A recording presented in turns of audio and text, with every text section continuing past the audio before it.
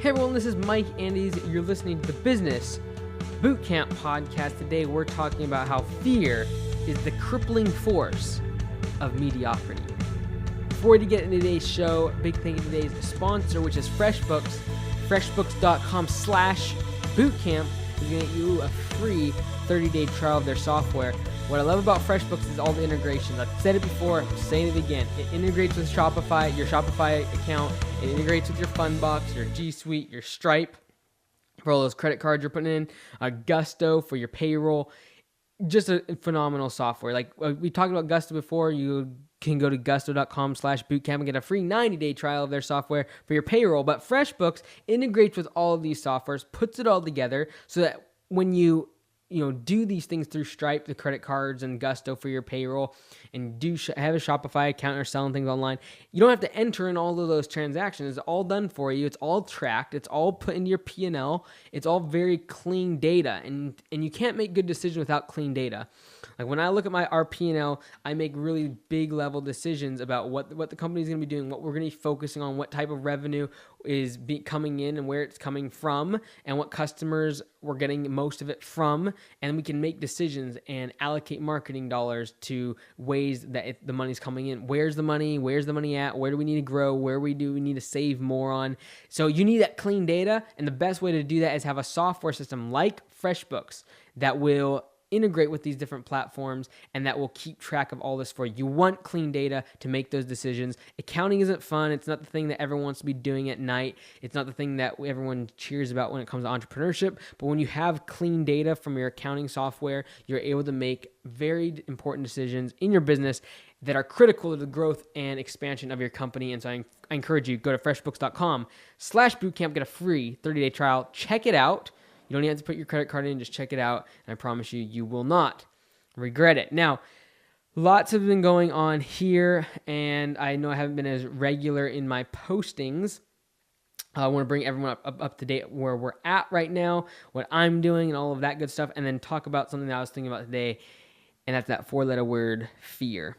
And so, right now, we are... the business has grown a lot this year, and we are now heading into the winter.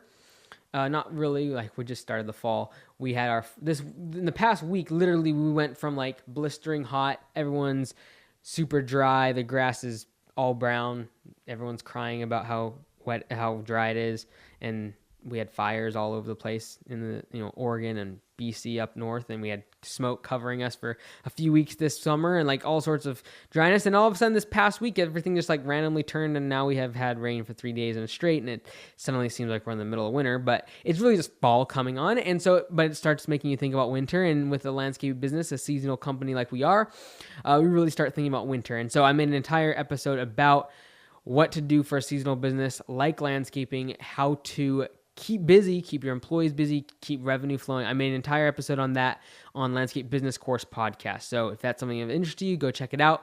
But that's something I've been thinking about a lot right now. And one thing I've been thinking about a lot too, just kind of giving you an update right now on where I'm at, what I've been doing, kind of just documenting the journey, is I've been thinking about really entrepreneurship.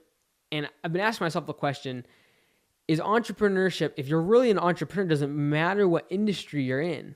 Like, if you're a real entrepreneur and you love the business part of it, can you basically do any industry and just learn the industry knowledge and then make business decisions, make marketing decisions, hire people? Because I really feel like an entrepreneur is more like a conductor. He doesn't necessarily need to know how to play every instrument like a professional. He just needs to know enough to be able to bring in the part when it's needed. And what I mean by that is like hire the right people and get the right kind of data from your accountant to make decisions. Like the conductor is the one that pieces it all together, not necessarily the one that plays every instrument.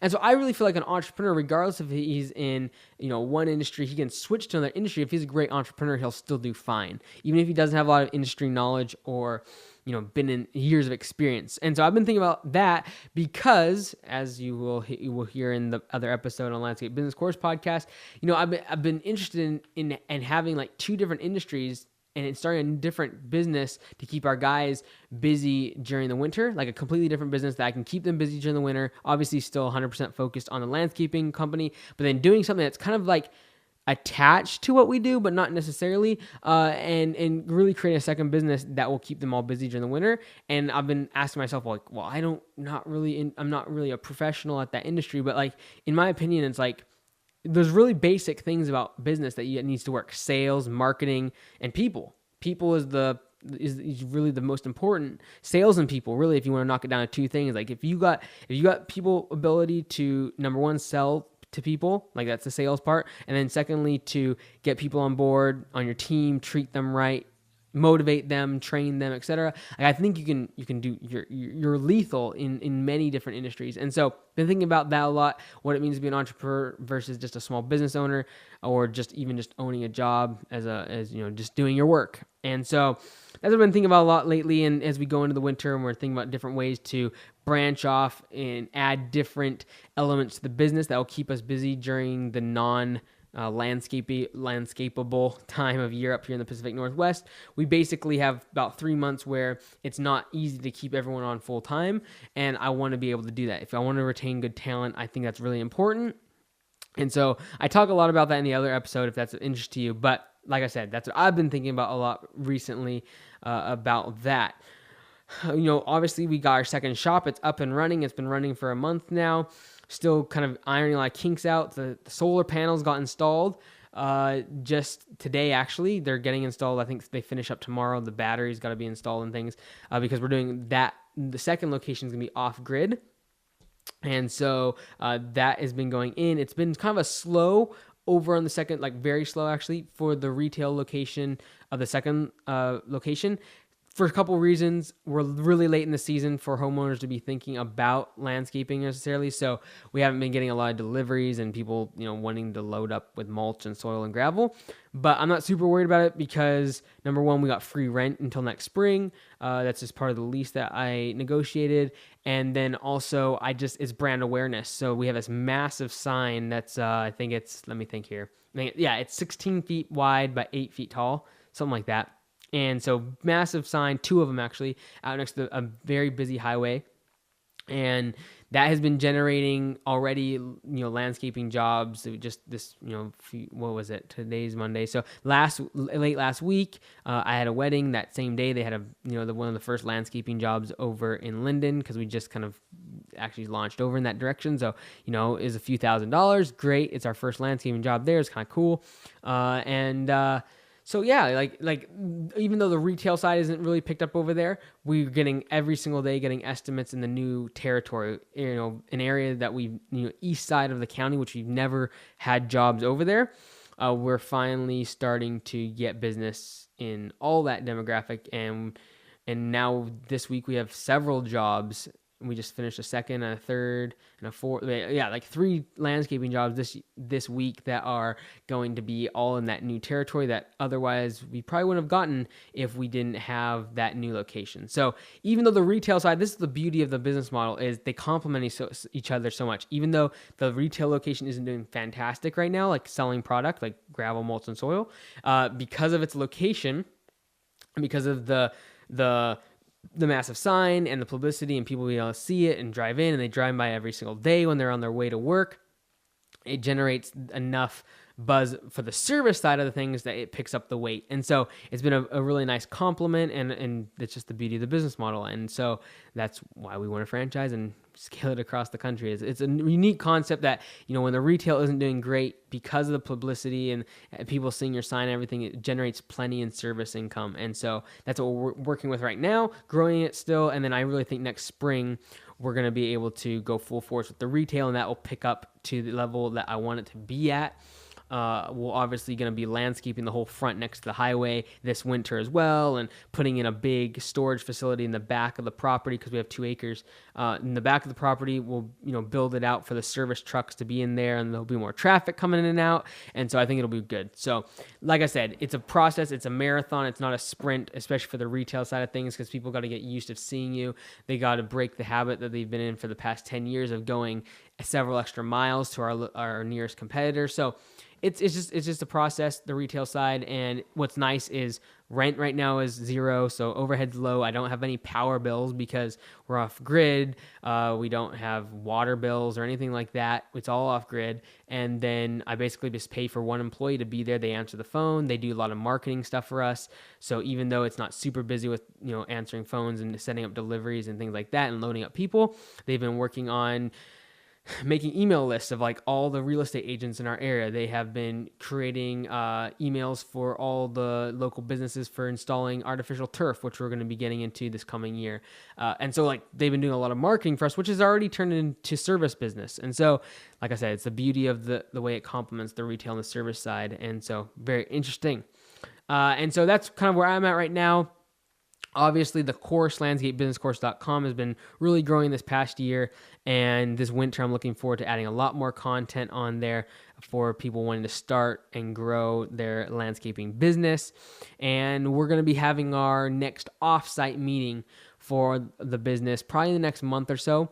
I want to have a really clear direction for what we're doing this winter. And I'm working super, super hard on that right now. And so once that's kind of fully developed out, we'll have an offsite meeting. We're going to go over all our financials. I probably won't post that one to the podcast like I did the last one, because this one we're going to go into really deep as far as where the competitors are at, what we're at, where we want to be in 5 years. We'll be saying names, and so I don't think I'll post the whole thing. I'll probably post like the introduction up here on the podcast, and because we're going to go through like the past 3.5 maybe 4 years by the time we have the meeting here, 4 years of the business, what we've done every single month in revenue, what our net profits are, what the business is going to be doing the next winter to stay busy, what we're going to be doing the next 5 years. We're going to have the growth plan, that right from where we're at right now to where we want to be as far as franchising and going down that route. And so it's going to be really interesting. And like I said, I'll try to post some of that, at least some of that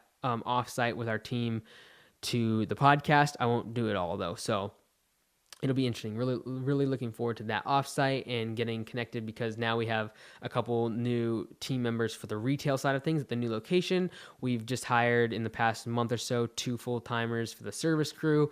And so just nice to get everyone on the same page. And we lost one guy, and he was a great worker and everything. I was hoping he'd really turn out to be good for the retail side of things. Delivery truck driver. He's an not older gentleman. He's like older compared to our team. Our team's pretty young. A lot of us are early 20s. So he was like, I think in his 40s, or no, actually take that back. He was early 50s. And no, he was like 55. And so great guy. I wish you could have stayed on the team. However, I think I failed in giving him the long-term vision of the company, in due part to the fact that I was so busy starting the second location. I didn't have as much time with him as I would want on the onboarding and training process. So even though he got trained and everything, he worked out great. There was no bad blood when he left, but I just felt like I lost him because I didn't have the time that was necessary to show him where the company was going, that he had a big future with the company, that he wasn't going to be doing what he was, delivery truck driver for the rest of his life. Like there was a place to, really grow with the company. So I really failed, I feel, in that part. And so this upcoming team offsite meeting that we're going to have, I want to make sure that everyone's on the same page. Everyone from the new hires to project managers to office managers, everyone needs to be on the same page as to what the company is going. And really, I'll be selling them on the dream, like what the company is doing and how they are going to fit into that, so that when it's raining and no one wants to work and it's been a long, long day and everyone's working 50, 60 hours and pouring rain and it's hard to mow grass and all that good stuff, and it's muddy and stuff's getting stuck in the mud and all that. Like when those days come, if they can have the dream, if they can have the goal of where the company is going, if they can really focus on the why of the business, as I talked about a couple episodes ago, the why of the business, if I can sell them on that, then it'll get them through those hard times. And that's what gets me through the hard times. But if I don't reflect that, if I don't give them the opportunity to see that same vision, how can I expect them to get through the hard times without wanting to quit or get an easier job or look somewhere else? And so I really want to bring the team together, really become a cohesive unit, and do it by becoming vulnerable, sharing my fears, sharing our positives, our strengths, our weaknesses, where the company is going, my vision for the company, and how they play into that. I really feel will make us more cohesive, to bring us together, and give us the feeling that we're all driving and striving towards a common goal. And so I think that'll be super important. And like I said, I will probably do that in next couple of weeks here, and it'll be a lot of fun. So that's kind of an update on me, and that's really, I just want to kind of check in with everyone. But I did also want to talk about fear. Today I was the reason, like this quote that I just read to you at the beginning. Fear. This is the one that I was thinking about today. I was just driving my truck today. It seemed like I was driving all day long. One negative thing about having this new territory is now I'm kind of all over the place as far as driving for estimates and, getting jobs started and meeting with project managers, and then meeting with clients and biz dev stuff. Like, I'm kind of all over the place. So today it seemed like I was driving all day long. It was just serendipitous that we try to get our estimates done, like turn around super fast, like usually same day they get their estimate, which is great. But if I drive, 45 minutes one way, do an estimate, come back, do another estimate, 45 minutes, or like close to my house, and then all of a sudden we get an estimate back of the 45 minutes away. Like, that's what I did today. I went one way to 45, came back, and then went and did it again. It just seemed like I was driving all day. But anyways, in the drive, I thought of this quote that I made up, by the way. It's not necessarily a quote, just something I thought of. And that is, fear is the crippling force of mediocrity. So you can, there's two ways and two kind of themes I was thinking about. That's fear, and thinking about fear, what it does, and then also mediocrity. And I feel like, in an age when so many millennials and just people in general want to stand out, it's amazing. Like, when I say that, I mean, like, the way people dress and the way they always want to stand out. They want to be different than other people. They don't want to fit in with the crowd. But for some reason, when it comes to finances, when it comes to success, when it comes to business, people want to fit in and they want to become mediocre. They would never say that. However, their actions speak a whole lot louder than their words. And the mediocre path of just getting by in school, not really working hard, and then going to college and just kind of poking around until they're 26, 27, then getting a job that they're not even educated about, and then like doing that, and then just kind of like floating through. And then when they finally get married and have a kid at like 35, like, oh, maybe I should get my act together. And that's like kind of like what I would say, like a mediocre kind of lifestyle. It's what everyone else is doing, and it just kind of fits in, and everyone does it. And they're now the anomaly of someone that works super hard. Like, my narrative, it will become more and more rare, I think. However, I don't think it's unnatural. Like, it didn't feel like I was pushing myself crazy hard when I was younger to try to get into school when I was 13. I started college when I was 13, if you didn't know, and all of that. Like, and I was kind of like excelling in the academic world, and then switch it over into business. And like, some people would say, like, you're way ahead of your time, whatever. But like, it didn't feel unnatural. It never felt unnatural to be doing those things, because I was never thinking about mediocre. I was never trying to think about how I could fit in, or what is like.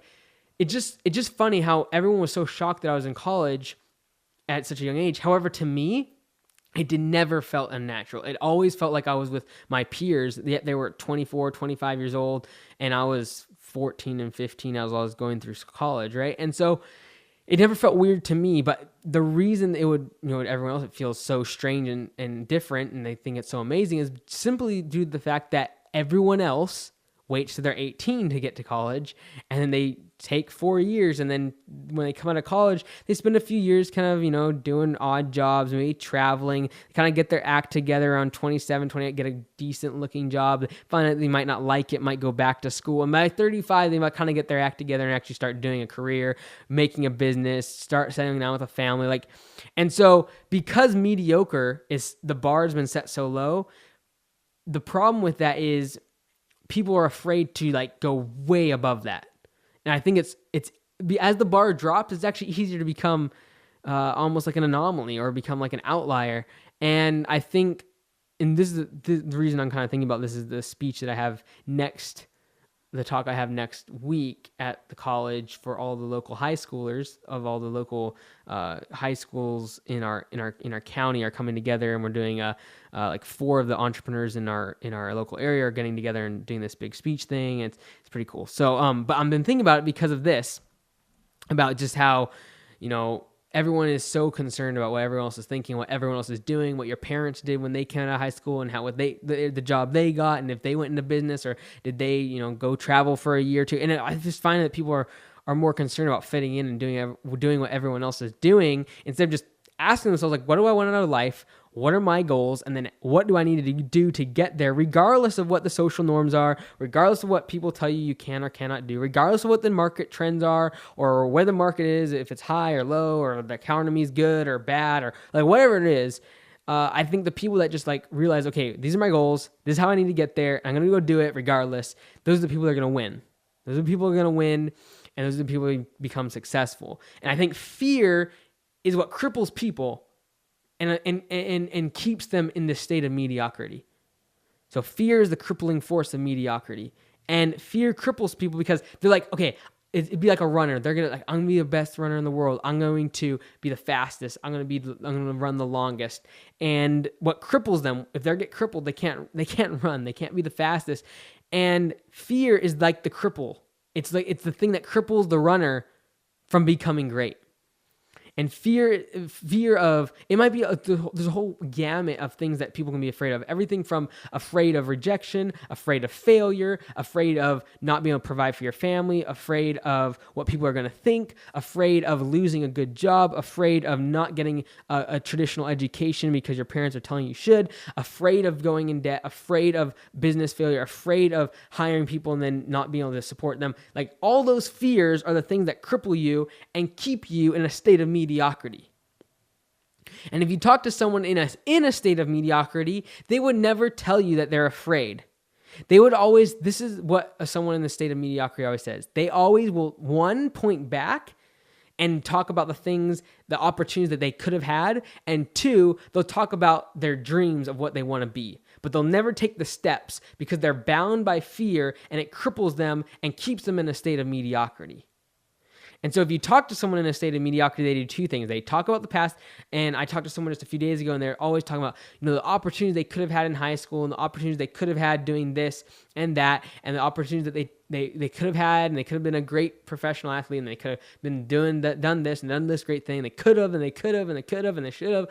And then it was like, all of a sudden we're talking about something else, and it's like, I'm going to become this, and we're going to do that, and we're going to make this happen. And then I just had to realize, but where are you now? And are your actions aligning with those goals that you're talking about? And I had to realize the reason they're never going to get to those goals is because they're afraid. And that's the next thing literally the next thing, as I said, that they came out of their mouth. The thing that kept them back in the past and all those opportunities that they were talking about and saying they could have been great, this could have worked out, they could have done this. The thing that kept them back in each of those situations was fear. Fear of failure, fear of moving away from their family, fear of putting in the extra mile and working harder. And because of that, they didn't get those opportunities. And I had to just realize that now those opportunities that they see coming up ahead, what they're gonna become great at, the thing that's gonna get them out of mediocrity, that's gonna really put them on the map, that's gonna make them successful, it's gonna make them great. The thing that's gonna keep them from doing those things, even though those opportunities might come up, is fear. They're afraid.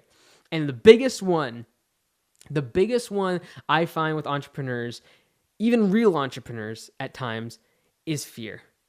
And not just fear, but fear of failing in front of other people. Fear of what other people are going to think about you when you fail.